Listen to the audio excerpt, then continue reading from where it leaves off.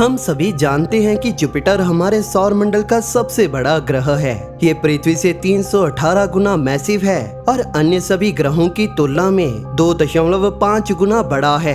यह एक gas giant है और एक लंबे समय से वैज्ञानिकों को ठीक से पता नहीं था कि इसके वातावरण में मौजूद घूमते बादलों के नीचे क्या है। लेकिन अब वैज्ञानिकों ने पता लगा लिया है कि जुपिटर का अंदरूनी हिस्सा वास्तव में कैसा दिखता है। वैज्ञानिकों ने जुपिटर से जुड़ा और क्या खोजा है और क्या जुपिटर ने वास्तव में अपने अविश्वसनीय आकार के कारण पृथ्वी को पूर्ण विनाश से बचाया है। आइए जानते हैं।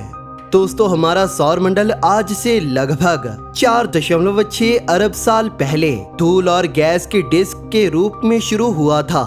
गैस जायंट जैसे नेपच्यून, यूरेनस, सैटर्न और जुपिटर वो ग्रह हैं जो सौर मंडल में बनने वाले पहले ग्रह थे। जुपिटर ने आज से लगभग 4.5 अरब साल पहले सौर मंडल के बनने के साथ ही आकार लिया था, यानी कि इसके बनने की शुरुआत हमारे सौर मंडल के निर्माण के साथ ही हुई थी। इसकी ताकतवर ग्रेविटी ने अन्य सभी ग्रहों के बनने से पहले डिस्क से भारी मात्रा में गैस और धूल खींचना शुरू कर दिया था। दोस्तों, जुपिटर ज्यादातर हाइड्रोजन और हीलियम से बना है। लगभग 90% हाइड्रोजन और 10% हीलियम, जो कंपोजिशन में हमारे सूर्य के ही जैसा है, जो लगभग 70% हाइड्रोजन और 28% हीलियम से बना है। कुछ खगोलविदी जुपिटर को एक फील्ड तारा भी कहते हैं। हालांकि इस गैस जायंट के पास सूर्य के मास का केवल 1,000वां हिस्सा है और इसी के साथ जुपिटर की ग्रेविटी इतनी ताकतवर भी नहीं है जो न्यूक्लियर फ्यूजन को शुरू कर पाए। इसके सुंदर घूमते बादल और तूफान जो आप इमेजेस में देखते हैं वो इसकी सतह या कहे तो ट्रोपोस्फेयर के ऊपर मौजूद हैं, जो लगभग 31 मील मोटे हैं और जो अमोनियम हाइड्रोसल्फाइड और पानी से बने हैं, जो इसकी पहचान वाले लाल और सफेद बैंड्स को बनाते हैं। दोस्तों, सबसे खास बात ये है कि जुपिटर ज्यादातर घूमती हुई गैसेस और तरल पदार्थों से बना है और यदि आप वहां एक अंतरिक्ष यान भेजते हैं तो उसके वहां लैंड करने के लिए कोई जगह नहीं होगी। हालांकि हमने स्पेसक्राफ्ट को इसके बारे में और जानने के लिए इसके ऑर्बिट में जरूर भेजा है। $1 बिलियन के स्पेसक्राफ्ट जूनो को 5 अगस्त 2011 को जुपिटर की ओर लॉन्च किया गया था और 4 जुलाई 2016 को यह जुपिटर ग्रह के चारों ओर एक ऑर्बिट में पहुंचा था। इससे हमने जुपिटर के बारे में जो खोजा और सीखा वह अविश्वसनीय है। जूनो स्पेसक्राफ्ट से इकट्ठे किए गए डेटा का इस्तेमाल करते हुए नई खोज में पाया गया कि जुपिटर के वायुमंडल में घूमने वाली गैसेस और धूल की कलरफुल स्ट्राइप्स लगभग 1800 मील की गहराई तक पाई गई और इनमें इतनी गैस मौजूद है कि जिसका मास पूरी पृथ्वी का लगभग 3 गुना है। जुपिटर पर चलने वाली हवाओं की बेल्ट्स 223 मील प्रति घंटा की स्पीड से बहती हैं और पूरे ग्रह में मास की डिस्ट्रीब्यूशन को डिस्टर्ब करती हैं। दोस्तों, हमें यह भी पता चला है कि जुपिटर का वायुमंडल अलग अलग जोन्स और बैंड्स के साथ अलग अलग स्पीड से घूम रहा है। जुपिटर पर अलग अलग रंगों के वे बैंड जो आप देखते हैं वास्तव में विपरीत दिशाओं में घूमते हैं। हल्के बैंड जुपिटर के घूमने की दिशा में ग्रह की परिक्रमा करने की तुलना में तेज स्पीड से घूमते हैं और गहरे रंग के बैंड विपरीत दिशा में धीमी गति से घूमते हैं और ग्रह के चारों ओर घूमने में अधिक समय लेते हैं। अब तक आप सोच रहे होंगे कि क्या जुपिटर के पास एक ठोस आंतरिक कोर है। हाल ही के अध्ययनों में पाया गया है कि जुपिटर के इंटीरियर की स्पीड एक जैसी है और यह एक सॉलिड बॉडी की तरह बिहेव करता है, जैसे कि यह अपने तरल नेचर के बावजूद एक कठोर ठोस हो। अभी के लिए हम यह नहीं जानते कि जुपिटर के पास एक ठोस कोर है या नहीं, लेकिन जूनो स्पेसक्राफ्ट इसे खोजने में हमारी मदद करेगा और अगर यहाँ कोर मौजूद है तो इस ठोस कोर के मास और मेकअप के बारे में यह स्पेसक्राफ्ट जूनो हमें बताएगा। The great red spot Jupiter ग्रह के सबसे आइकॉनिक फीचर्स में से एक है। ये पृथ्वी के आकार का एक विशाल तूफान है जिसे 1831 में पहली बार देखे जाने के बाद ये आज भी मौजूद है। दो जेट स्ट्रीम के बीच मौजूद इस तूफान को एक एंटी साइक्लोन भी कहा जाता है, जो हाई एटमॉस्फेरिक प्रेशर के कारण केंद्र के करीब घूमता है और जो पृथ्वी के हरिकेन से विपरीत दिशा में घूमता है। ये सौर मंडल का सबसे बड़ा तूफान है, जिसकी हवा की रफ्तार लगभग 400 मील प्रति घंटा के करीब मापी गई है। दोस्तों, एक दिन यह ग्रेट रेड स्पॉट पूरी तरह से गायब हो सकता है और वैज्ञानिकों का कहना है कि इसके 1831 में देखे जाने के बाद से ये काफी सिकुड़ गया है और ये केवल 20 वर्षों तक ही चलेगा। नासा का जूनो स्पेसक्राफ्ट जुपिटर के साथ इस तूफान की अविश्वसनीय इमेजेस को कैप्चर करने में सक्षम रहा था, जब यह जुलाई 2017 में ग्रेट रेड स्पॉट वाले बादलों से 5600 मील ऊपर से गुजरा था। जुपिटर पर खोजी गई आश्चर्यजनक चीजों में से एक ये है कि जुपिटर के अंदर एटमॉस्फेरिक प्रेशर और टेम्परेचर में बहुत ज्यादा वृद्धि होती है, जो हाइड्रोजन गैस को एक तरल में कंप्रेस करती है। यह जुपिटर को सौर मंडल का सबसे बड़ा महासागर देता है, जो पानी के बजाय हाइड्रोजन से बना है।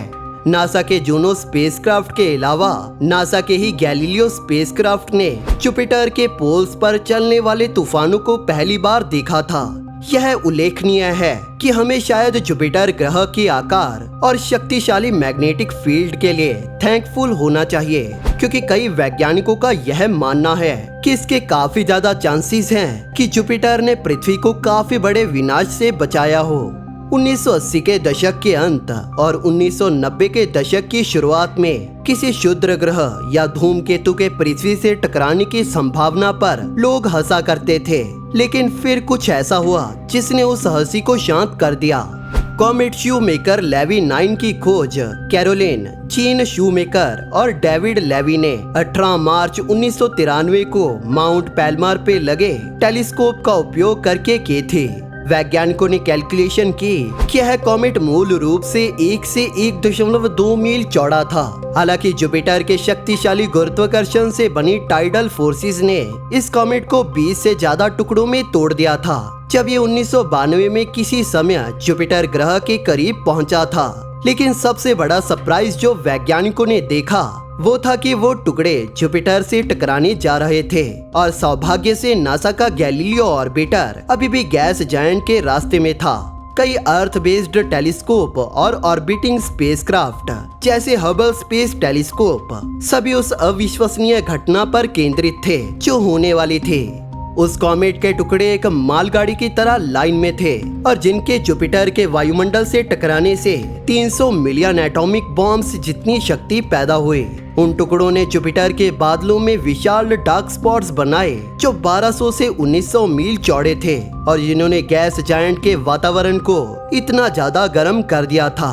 अगर इस मैग्नीट्यूड का एक कॉमेट पृथ्वी से टकराता है तो परिणाम विनाशकारी होंगे। धूल और मलबा आकाश में पहुंच जाएगा, जो वातावरण को ठंडा कर देगा और सूर्य के प्रकाश को सतह तक पहुंचने नहीं देगा और पूरे ग्रह को अंधेरे में ढक देगा। इस ऐतिहासिक जुपिटर कॉमेट इम्पैक्ट ने प्लेनेटरी डिफेंस का नेतृत्व किया, लेकिन डरने की जरूरत नहीं है।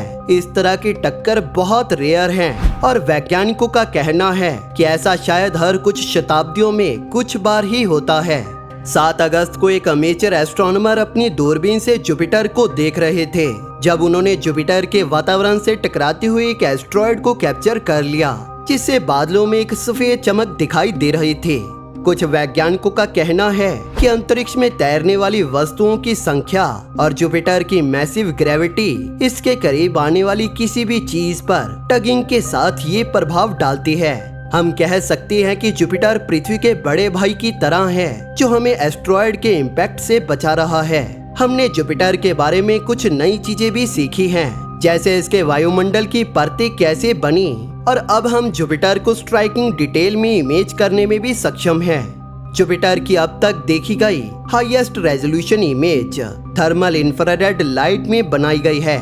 इस तस्वीर में आप देख सकते हैं कि इसके बैंडिंग ब्राइट रीजन को, जो कि क्लियर हवा है, जहां जुपिटर ग्रह के अंदर से गर्मी बाहर निकल सकती है, और जो गहरी क्षेत्र हैं, वहां घने बादल गर्मी को बाहर निकलने से रोकते हैं। इससे ये प्रूव होता है कि जुपिटर का आंतरिक भाग अभी भी बहुत गर्म है, जो अरबों साल पहले इसके फॉर्मेशन से बची हुई हीट है।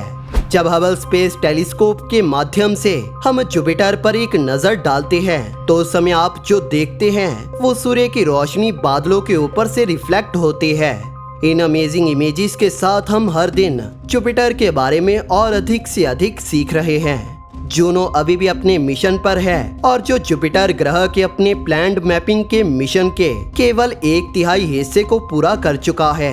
हम निश्चित रूप से जल्द ही जुपिटर की और अधिक इनक्रेडिबल इमेजेस प्राप्त करने वाले हैं और हम सौर मंडल के सबसे बड़े ग्रह के रहस्यों को उजागर करने वाले हैं। आपका इसके बारे में क्या कहना है, हमें नीचे कमेंट सेक्शन में जरूर बताइए।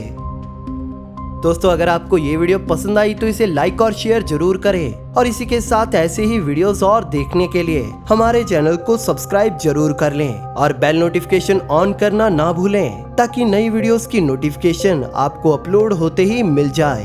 Thank you for watching. दोस्तों, इस वीडियो को अंत तक देखने के लिए आप सभी का धन्यवाद।